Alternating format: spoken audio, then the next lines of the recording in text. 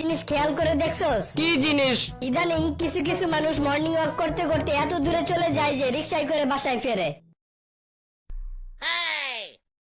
Sir, আপনাকে একটা প্রশ্ন জিজ্ঞেস করি। আচ্ছা কর। আকাশে মেঘের রং কালো হয় কেন?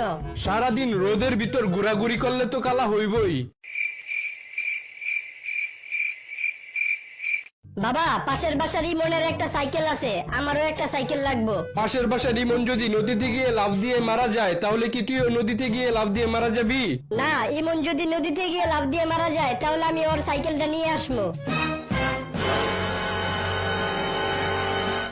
আচ্ছা বল্টু, বলতো পরীক্ষার হলের স্যার আর নাপিতের মধ্যে মিল কোথায়? দুইজনেই কাউকে গাড় ঘুরাইতে দেয় না। আচ্ছা বল্টু, বলতো বাচ্চাদের ডাইপার আর ফেসবুকের মধ্যে মিল কোথায়? স্যার, দুইটাই একটু পর পর খুলে দেখতে হয় নতুন কিছু বের হলো কিনা। বল্টু, পড়ালেখা জানোস? স্যার, লিখতে জানি কিন্তু পড়তে পারি না। আচ্ছা লেখে দেখা তো। এই হারামজাদা, এসব কি লেখছস? স্যার, আপনারা তো প্রথমেই বললাম আমি লিখতে পারি কিন্তু পড়তে পারি না। এই বল্টু, বলতো মুচি আর পার্লারের মধ্যে পার্থক্য কোথায়? একটা মুচি কালো চামড়াকে রং করে কালো বানিয়ে দেয়, কিন্তু একটা পার্লারে কালো চামড়াকে মেকআপ করে সাদা বানিয়ে দেয়।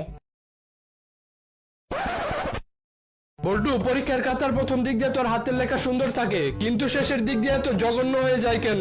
স্যার, আমার হাতের লেখা আমি সবসময় ভালো রাখার চেষ্টা করি, কিন্তু কেন জানি না পরীক্ষা লাস্ট 10 মিনিটে আমার উপর ডাক্তারের আত্মা ভর করে। জান, তুমি এমন একটা কথা বলো যা শুনে আমার মনের ভিতর ধুকপুক ধুকপুক শুরু হয়ে যায়। আমরা যে রেস্টুরেন্টে খাইতে আসছি, আমার কাছে কিন্তু কোনো টাকা নাই। কি রে বল্টু, তোর মন খারাপ কেন?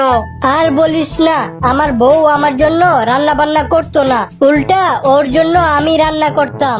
এই কষ্ট থেকে বাঁচার জন্য আরেকটা বিয়ে করলাম। তারপর কি হয়েছে? এখন ওদের দুইজনের জন্য আমার রান্না করতে হয়। বল্টু, তুই কি কিছু খাস টাস নাকি? কেন বাবা? দিনে দিনে এত চিকন হইতাছস কেন?